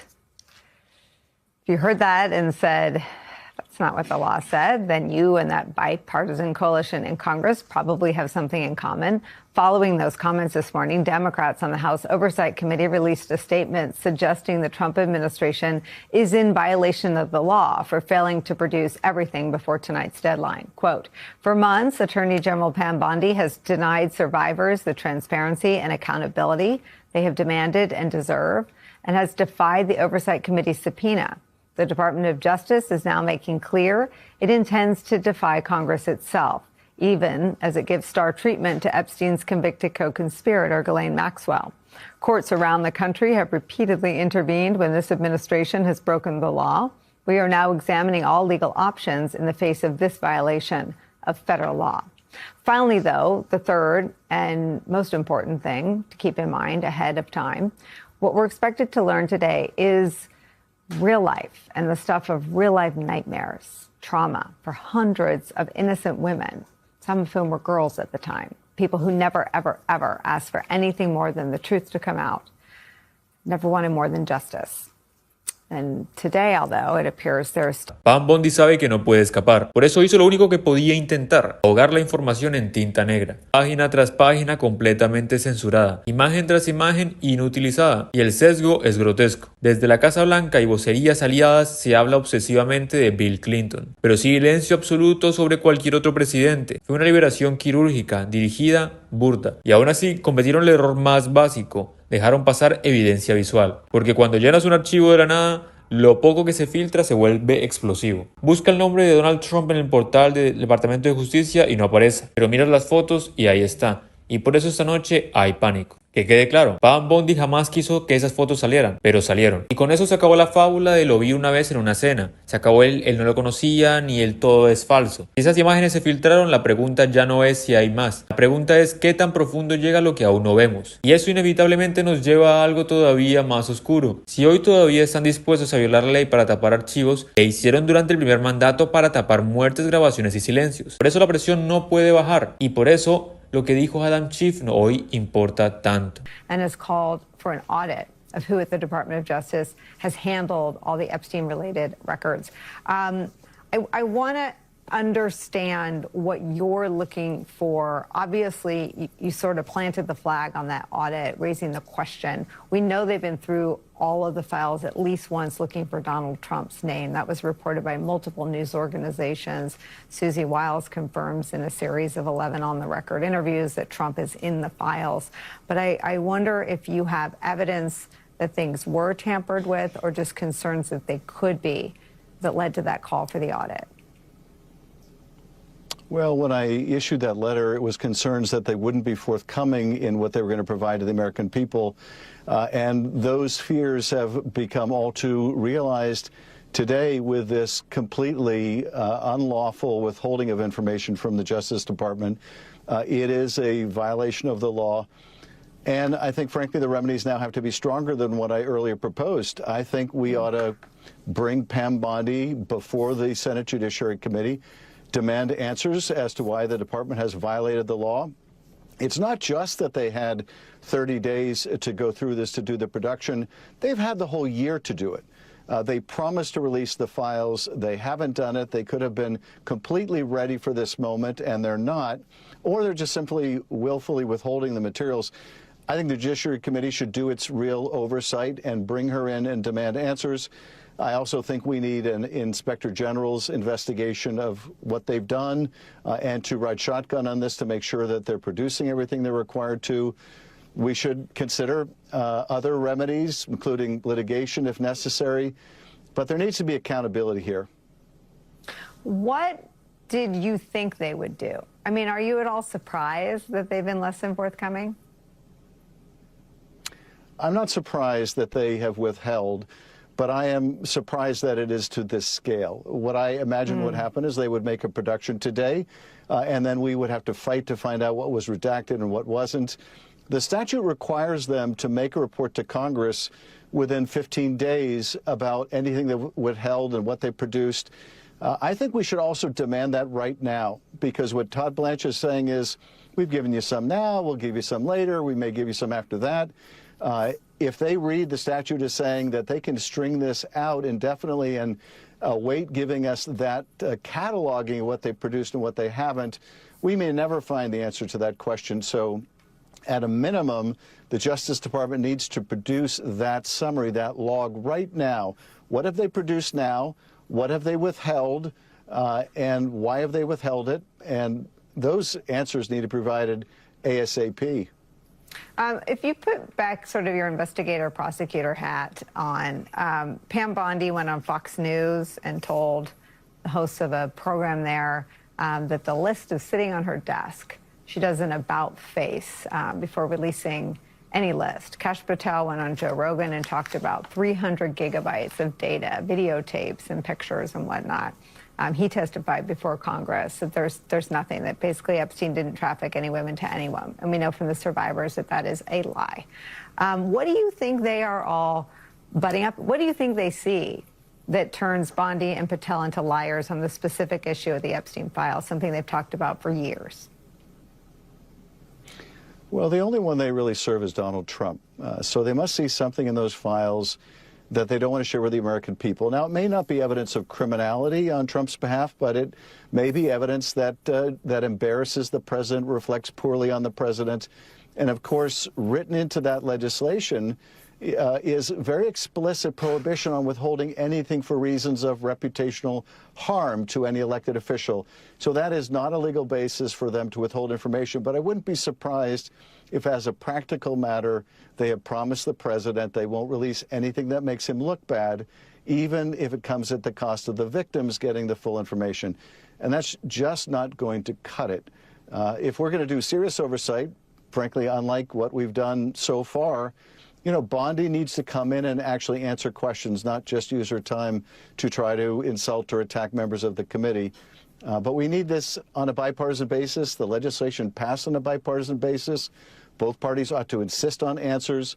And if not, I think the public needs to hold them accountable for this continuing cover. Schiff lo dice sin rodeos, solo sirven a Donald Trump, y si están ocultando algo es porque quieren que el país lo vea. Tal vez no sea una prueba penal directa, tal vez no sea algo solo vergonzoso, comprometedor o revelador, pero la ley prohíbe explícitamente ocultar información por ese motivo. Y aquí está el fondo del asunto. Si el Congreso no aprieta ahora, nunca veremos los archivos completos. No son cartas ni comunicaciones, son consecuencias reales. Pam Bondi creyó que podía controlar el daño, creyó que un océano de censura borraría la realidad y terminó logrando lo contrario, confirmar que Donald Trump está en los archivos Epstein. Eso ya no es una discusión mediática, es una prueba de fuego institucional. O la ley se cumple incluso cuando incomoda al poder o aceptamos que hay personas intocables. La filtración de esta foto no cierra el caso. Lo abre por completo. Lo que venga después dependerá de algo muy simple, si el Congreso y la opinión pública no aflojan. Si te gustó el video, no olvides compartir, comentar. Esto es Rumor de Estado. Voy a hacer una pregunta incómoda pero necesaria. ¿Pam Bondi está intentando batir algún récord interno como la funcionaria más torpe de toda la administración de Donald Trump? Porque si no es estupidez, entonces es algo peor. Es encubrimiento deliberado, ejecutado a plena luz del día y con una arrogancia que solo puede venir de alguien que se siente protegida. Lo que ocurrió con los archivos Epstein no fue una publicación, fue un simulacro. Un teatro legal donde el Departamento de Justicia prometió transparencia, entregó censura, omisiones y ahora borrados. Esta mañana, Pam Bondi cruzó una línea nueva.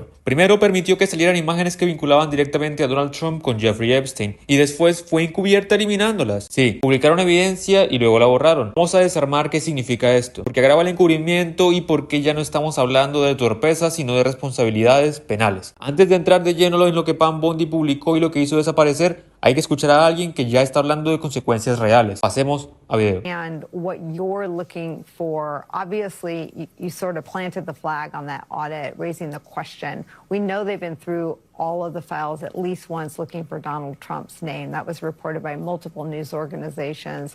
Susie Wiles confirms in a series of 11 on-the-record interviews that Trump is in the files. But I wonder if you have evidence that things were tampered with or just concerns that they could be that led to that call for the audit. Well, when I issued that letter, it was concerns that they wouldn't be forthcoming in what they were going to provide to the American people. And those fears have become all too realized today with this completely unlawful withholding of information from the Justice Department. It is a violation of the law. And I think, frankly, the remedies now have to be stronger than what I earlier proposed. I think we ought to bring Pam Bondi before the Senate Judiciary Committee, demand answers as to why the department has violated the law. It's not just that they had 30 days to go through this to do the production. They've had the whole year to do it. They promised to release the files. They haven't done it. They could have been completely ready for this moment, and they're not. Or they're just simply willfully withholding the materials. I think the Judiciary Committee should do its real oversight and bring her in. Lo que acabamos de escuchar es clave, y no por dramatismo, sino por precisión. Schiff no está especulando, está describiendo una violación directa de la ley. No es que faltó tiempo o que el proceso es complejo. El Departamento de Justicia tuvo meses para prepararse, prometió una entrega completa y decidió no cumplir. Eso ya es grave. Pero ahora se suma algo aún peor, la manipulación posterior. Porque cuando un organismo del Estado publica material oficial y luego lo elimina sin explicación, ya no estamos hablando de retrasos administrativos, estamos hablando de obstrucción. Y eso nos lleva al siguiente punto, porque mientras el Senado empieza a moverse desde la Cámara, ya se está hablando de algo más contundente. Now, the law, as Lisa said, clearly required all unclassified information being released today. They obviously have not complied with that law. They claim that this is because it was only a few weeks. Well, they've known about this for months. They should have been preparing that. So at the very least, what we need is for the Attorney General or the Deputy Attorney General to have a press conference and say, here is what we have released. Here is the timeline of what we're going to release by when to be in full compliance of the law. Here is what we've redacted, and here is why we've redacted this, which is required by the law. And so we'll see. Aquí ya no hay margen para el cinismo. La ley es clara. Lo que no es clasificado debía publicarse, no con bloques negros ni con cronogramas inventados después. Sin embargo, eso es exactamente lo que están haciendo. Intentan distraer mostrando imágenes de otras figuras públicas, como si el problema fuera quién aparece en fotos antiguas y no el hecho central. Donald Trump está en los archivos y que su administración está moviéndolo cielo y tierra para ocultarlo, pero aún creen que nadie va a notar cuando borran evidencia que ya estuvo disponible públicamente. Y aquí viene el punto crítico. Cuando se elimina material oficial, no se despublica, se deja rastro y se confirma la intención. Y eso nos lleva al siguiente elemento, porque no es solo el Congreso el que está mirando, la presión mediática también está creciendo. Today. And, you know, back in July, they told us there was nothing left to see there. And in September, Kash Patel testified before our committee and he said, yeah, we didn't find any potential evidence of any other crimes, which means they've already been through it. And now suddenly they're postponing and, you know, they're prevaricating and, you know, making up excuses all the way. So it's going to be a fight to get this stuff out and to see justice for the survivors who have been very much driving this train, and also to see accountability for whatever other criminals are out there, people who cooperated with Ghislaine Maxwell and with Jeffrey Epstein. So I can't see what the upside is for Kash Patel and Pam Bondi and Todd Blanch to be involved in this. It seems that Dan Bongino has made a decision that he's not going to stick around the FBI because he doesn't feel like being involved in this. They don't have the same protections that the President of the United States has. What Ro Khanna was talking about, things can be pursued, you know, of them if they are not telling the truth. Well, that's true, except that, you know, Donald Trump is passing out pardons like Christmas cookies right now. So if you're in for a dime, you're in for a dollar. At this point, given how much they've gone along as accomplices in this cover-up, they figure they're better off just doing whatever Donald Trump tells them to do so that there might be, you know, a pardon waiting somewhere over the rainbow for them. So I think, you know, they're going to continue to stick around. Others like Bongino are like members of a religious cult who wake up on the basement floor one day and say to themselves, somewhere I took a wrong turn and now look where my life is, and they're trying to get out as quickly as they can. So someone who's looking at a pardon or a commutation very soon is Ghislaine Maxwell. She seems to be the most kinetic character in this whole thing. She's moving forward with trying to get better treatment than she's already got by being moved to a sort of a prison camp. What do you make of how that situation fits into all of this? Well, this is really the only thing about the whole affair that is remotely transparent, because we can see exactly what's going on. She got subpoenaed on one day by the House Oversight Committee, and the very next day, she hears from Todd Blanch, who had been Donald Trump's private criminal defense lawyer, who had gone over to Department of Justice, who was conveniently assigned to be overseeing all this stuff as the number 2 person there. He goes to see Ghislaine Maxwell. And not to try to find out who are the other co-conspirators, who are the other accomplices, what crimes have yet to come to light that we should be involved in. No, he goes simply to find out what will she say about Donald Trump, and pronouncing himself satisfied. And remember, he got rid of the real lawyers in the case, and but pronouncing himself satisfied with her answers, then suddenly she gets this very sweetheart deal where she goes off to this minimum security camp, and even there is given the 5-star Trump hotel treatment. Este último bloque expone el corazón del problema. Las personas que están ejecutando este encubrimiento no tienen la protección que tiene el presidente de Estados Unidos, y aún así están actuando como si la tuvieran. Algunos están están bajando del barco, otros se quedan porque creen que habrá un indulto esperándolo al final del camino. Pero la historia con Donald Trump siempre es la misma. Exige lealtad absoluta y paga con abandono total. Pam Bondi no está protegido. Los funcionarios que siguieron la orden de borrar material tampoco. Y cada día que pasa sin una liberación completa de los archivos, el costo legal y político aumenta. Si te gustó el video, no olvides dar like, comentar y compartir. Esto fue Rumor de Estado. Hay defensas que uno escucha y se le quedan atravesadas. Defensas que en el momento suenan raras, incómodas y fuera de lugar. Con el tiempo terminan revelando exactamente de dónde venían. Eso pasó con Megyn Kelly. Defendió a Jeffrey Epstein cuando ya había montañas de pruebas. Minimizó lo evidente y dudó de lo indiscutible. Y muchos pensamos, ¿por qué alguien haría eso? La misma sensación se tuvo cuando Donald Trump, presidente de Estados Unidos, miró a Ghislaine Maxwell y dijo: "Le deseo lo mejor". Una frase que no encajaba, un gesto que no cuadraba. Hoy, con una nueva liberación de material del caso Epstein, ya no hay dudas. Ahora sabemos por qué Megyn Kelly habló como habló, y hay una foto que debería marcar el final de cualquier intento de justificar lo injustificable. Vamos a entrar en eso. Antes de mostrar la imagen que deja en evidencia las mentiras, hay que entender algo más grande. Esto no terminó aquí, lo que viene es mucho más. Pasamos a video. Both you and your Republican co-sponsor, Congressman Tom Massey of Kentucky, have said on social media already, way short, doesn't do it. Has the Justice Department given you a credible, reasonable explanation of why? No, they have not. And I'm saddened today because I was talking to the survivors.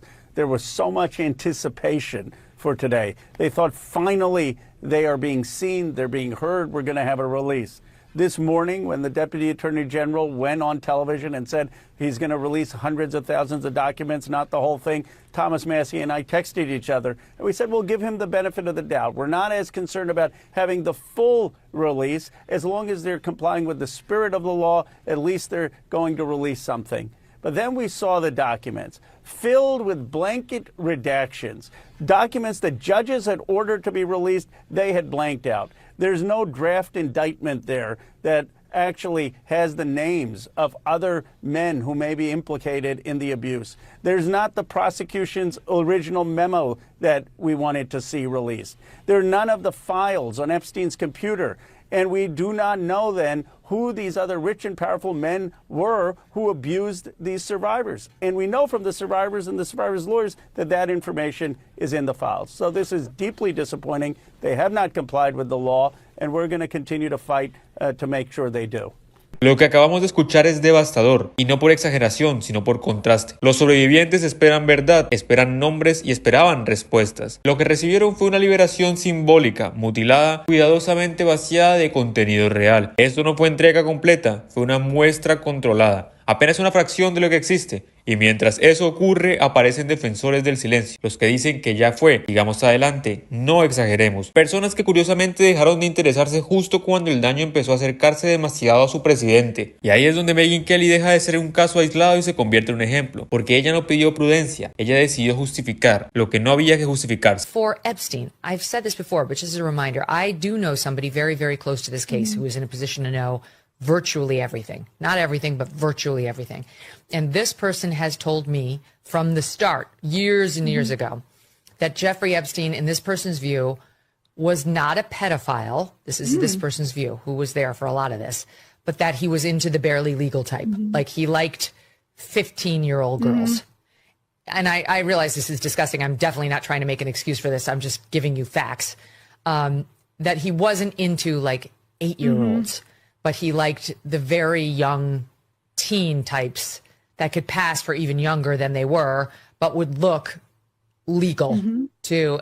Escuchar eso es repulsivo, pero incluso en su momento ya lo era. Megyn Kelly no estaba aportando contexto, estaba normalizando el abuso. Eran adolescentes, casi legales, podían parecer mayores. Eso fue lo que marcó y lo que eligió. Ese es el argumento que decidió poner sobre la mesa, no para hablar de las víctimas ni para exigir justicia, sino para suavizar el horror. Y todo esto se derrumba cuando miramos lo que aparece ahora en los archivos Epstein, porque entre el material liberado hay una imagen que lo pulveriza todo. Jeffrey Epstein junto a un niño pequeño, un infante, no una interpretación ni una zona gris, un niño. Esa foto solo hace pedazos cada intento de relativizar, justificar y minimizar. Las reacciones fueron inmediatas, incluso dentro de personas que hasta ayer se tomaban esto como un chiste incómodo. De repente ya no es divertido, ya no era una bomba política. Y ahí está la clave. Durante años, MAGA convirtió a Epstein en una herramienta, un arma para señalar a otros, un meme político. Nunca fue prioridad moral, nunca fue sobre las víctimas, era un juguete retórico, hasta que dejó de serlo. Cuando las pruebas empiezan a mostrar la magnitud real del crimen, cuando el horror deja de ser abstracto, cuando las imágenes ya no pueden editar con palabras, el tono cambia. Y aquí es donde vemos quienes siempre lo tomaron como un juego. Megyn Kelly lo hizo, Trump lo hizo y su entorno lo hizo. Porque cuando algo no es solo un tema se puede manipular, pero cuando es real ya no. Y esto apenas empieza. We're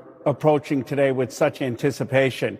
And I'm glad that they're actually releasing documents and abiding in that way with the law. But I've got to tell you, I've been very disappointed with the partial nature of the release. One of the documents, 119 pages that a federal judge wanted released, is totally redacted, and there's no explanation for the redactions.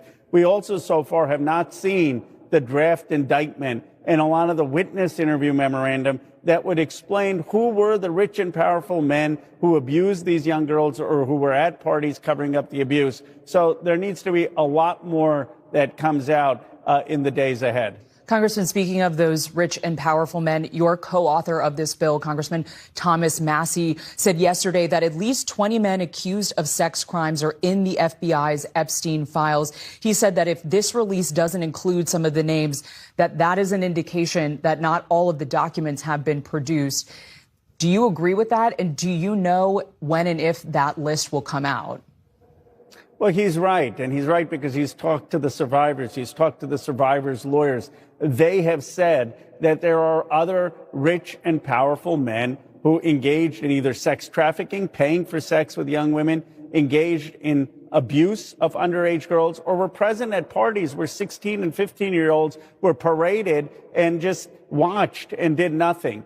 And the reality is that's what we want to see come out. It's less about is this a full release, and more about the quality of the release and what are they hiding? Why are they not having the draft indictment come out, which has some of this information or leads to this information? Why are they not having the witness interviews come out?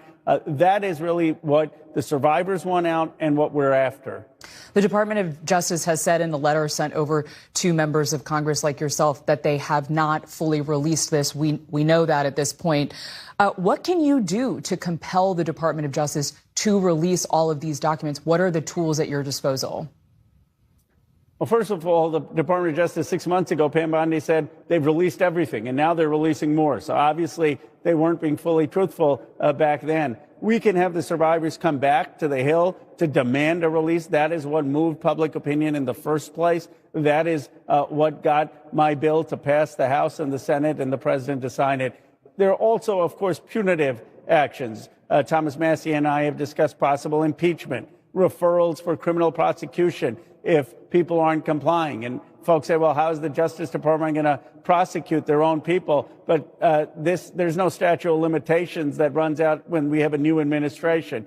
We could hold them in inherent contempt of Congress. So there are many options, including lawsuits against the Department of Justice. But my interest is not punitive against Pam Bondi or the Deputy Attorney General or Trump. It's to find justice. And I want to see what we can... Este último bloque deja algo muy claro. Lo que vimos hasta ahora no es el final, es el comienzo. Hay documentos que no han salido, hay nombres que siguen ocultos y hay decisiones que todavía no se explican. Y cuando quienes estuvieron a cargo de liberar todo esto dicen primero que ya todo está fuera y meses después aparece más material, queda claro que alguien no dijo la verdad. Y aquí no se trata de venganza, se trata de justicia. Y esa justicia pasa por sacar a la luz lo que se sigue escondiendo, aunque incomode a figuras mediáticas, políticas o presidenciales. Si te gustó el video, no olvides darle like, comentar y compartir. Ya estamos cada vez más cerca de los 1000 suscriptores y con tu ayuda lo conseguiremos. Esto fue Rumor de Estado. Si la pregunta es ¿dónde está Melania? La respuesta es sencilla, protegiéndose de Donald Trump. El presidente de Estados Unidos no sabe dónde está su esposa, pero el resto del país sí, escondiéndose del desastre que viene con los archivos Epstein. Porque Melania no es una espectadora inocente, está implicada, comprometida y perfectamente consciente del golpe reputacional que se aproxima. Y cuando el encubrimiento empieza a romperse, los primeros en huir son los que saben exactamente qué hay dentro. Hoy no solo Trump incumple plazos, hoy la familia Trump entra en en modo fuga. Vamos a desarmar por qué Melania se borró del mapa,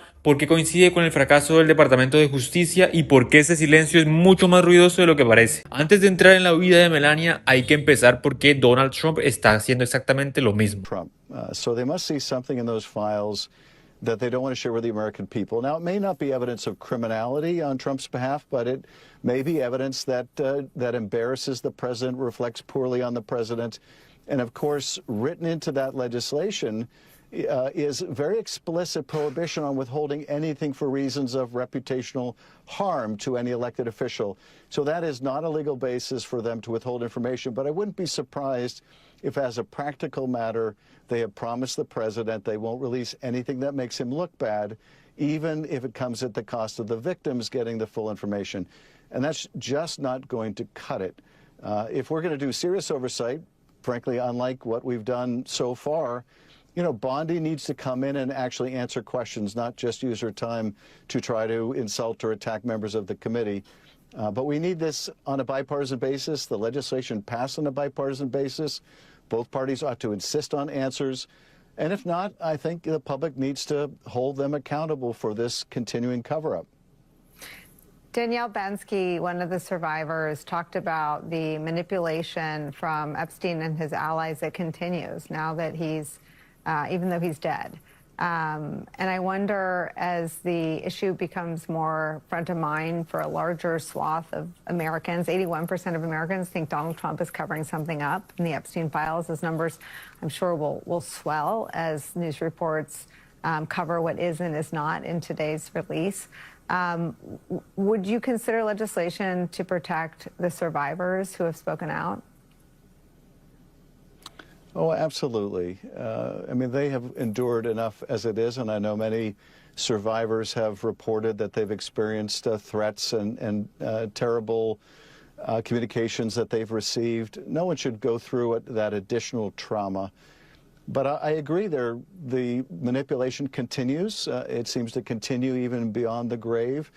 It continues in the form of this kind of slow walking of information and release of information. It was, I think, very much a feature of the Justice Department at Pam Bondi announcing that they're going to investigate, at the president's demand, Democrats who are in the Epstein files. That's another manipulation. It doesn't matter whether Democrats or Republicans or independents or nonpartisan people are implicated in these files. They should all that information should come out.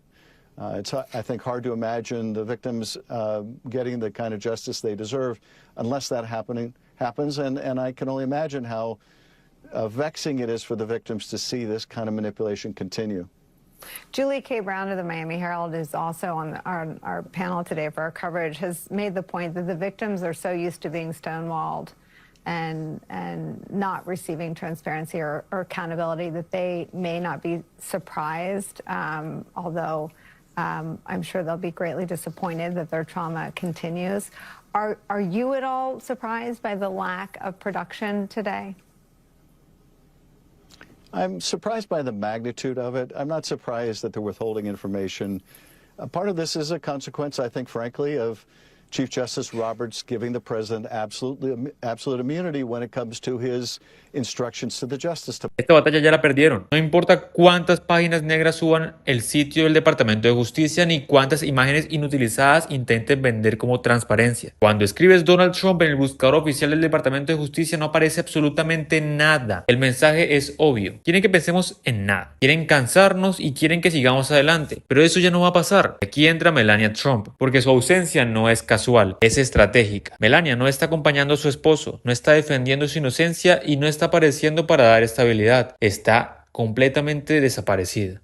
Y esto es clave. No se esconde de la prensa, se esconde de la ley. Wolf no la demanda por una opinión cualquiera. La demanda está ligada a declaraciones sobre su declaración previa con Jeffrey Epstein, anterior e incluso antes de conocer a Donald Trump. ¿Y cuál fue la reacción de Melania? Amenazar con demandar y luego desaparecer. Ni una palabra defendiendo a su esposo, ni una aparición pública cuando más la necesitaba. Exactamente igual que cuando Trump enfrentó otros escándalos penales. Melania no estuvo. Eso no es una distancia matrimonial, eso es instinto de supervivencia. This is about the survivors and what this means to them. I will say that many of them have been contacting us saying at least we're getting some documents. They're anxiously awaiting to see the central issue, which is, are the rich and powerful men who raped or abused them, or who were at these Epstein parties and watched rape and abuse, are their names in there? Are they going to finally face accountability?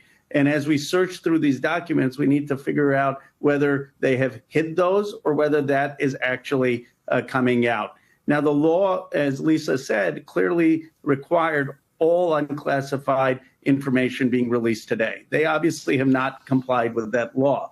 They claim that this is because it was only a few weeks. Well, they've known about this for months. They should have been preparing that. So at the very least, what we need is for the Attorney General or the Deputy Attorney General to have a press conference and say, here is what we have released. Here is the timeline of what we're going to release by when to be in full compliance of the law. Here is what we've redacted, and here is why we've redacted this, which is required by the law.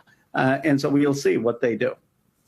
Has DOJ had any contact with the committee to do any of that, to say, here's what we've uploaded today, here's how you search the document, here's what's coming in the next? I mean, they obviously, as a department, made a plan because Todd Blanch went on TV this morning and announced it, said, quote, in the next couple weeks. Did they communicate with the Oversight Committee? They didn't communicate with the Oversight Committee. They refused to meet Thomas Massie or myself, the authors of the law, to communicate. But what is most disappointing to me is they have not communicated with the survivors' lawyers. Now, I was told that there was supposed to be a Zoom with the Department of Justice and the survivors to give them a heads up. I don't know if that took place or not. But they should have been communicating at the very least with the survivors' lawyers about the plan, and they still have not communicated the plan to the American people. Look, they're obviously in violation of the law. If there is some reason, if they're saying, look, we rushed this, we didn't have enough time, we only got this started 3 weeks ago, we wanted to be sensitive to the survivor's identity, here is the plan over the next 30 days for how we're going to release everything else, then they build some credibility, even though they have not complied with the letter of the law. The problem is, Blanch just goes on TV, says there are hundreds of thousands of documents, we'll do the rest later, and there's no explanation for what they're doing. So the survivors themselves have illuminated the problem in their view with that approach. Some of what is in the files are their 302s, their interviews with the FBI. Is it your understanding that the survivors themselves have not been contacted about their own 302s if they've been released? To my knowledge, some of the survivors have not been contacted, survivors' lawyers. Now, I don't know if they have contacted some of the survivors. As you know, there were over 1,000 survivors in this case. I certainly haven't talked to all of them. But at the very least, you would say in a typical process, the Justice Department would say, anyone who's a survivor or their lawyers, we want to consult with you before we're going to be releasing these files, and we want to hear your interests. I'm less concerned that they haven't talked to Thomas Massie or me, the authors of the bill. I'm less concerned that they haven't talked to the Oversight Committee. I'm flabbergasted that they haven't talked to the survivors or the survivors' lawyers. And if they have, they should be transparent about this. Look, the reason Pam Bondi has no credibility is 6 months ago, she stood up there and said, there's nothing more to see. There are no more documents. We've released everything. And now, 6 months later, her deputy is going on TV saying we're releasing hundreds of thousands of more documents. And by the way, there are more documents we will be releasing. Well, what changed? Did she lie back then? Or what changed? How did they discover all these documents? She needs to answer. If the answer is, well, now Congress has compelled us and we've gotten judges who've ordered the release of documents that previously we were protecting because of DOJ policy, well, she needs to explain that. But what's mind-boggling to me is she's not taken a press conference. She hasn't explained anything. And this is just eroding trust. And Massie and I have never made this against Trump or against the DOJ. We literally have spent hours with the survivors. We just want to see justice. We want to see transparency. I'm less hung up if everything's going to come out today. I just want it all to come out and I want them to be heard. That's really what I want. Aquí está el corazón del escándalo. ¿Mintieron entonces o mienten ahora? Y en ambos casos la credibilidad es cero. Lo más grave es que no hablan del Congreso, es que no hablaron con las víctimas. Esto deja claro a quién están protegiendo y a quién están sacrificando. Y cuando todo esto se junta, el encubrimiento, la violación de la ley, la censura masiva y la política de fuga, mientras la ausencia de Melania deja de ser anecdótica y se vuelve una señal. Ella sabe lo que viene y decidió no estar ahí cuando caiga. Cuando los archivos Epstein se convierten en un problema penal, cuando el Departamento de Justicia incumple la ley, cuando el presidente entra en pánico, los que más saben corren primero. La Casa Blanca hoy no proyecta poder, proyecta huida. Esa huida no hace más que reforzar una certeza. Hay cosas en esos archivos que no quieren que veamos. Si te gustó el video, no olvides darle a like, comentar y compartir este video. Esto es Humor de Estado.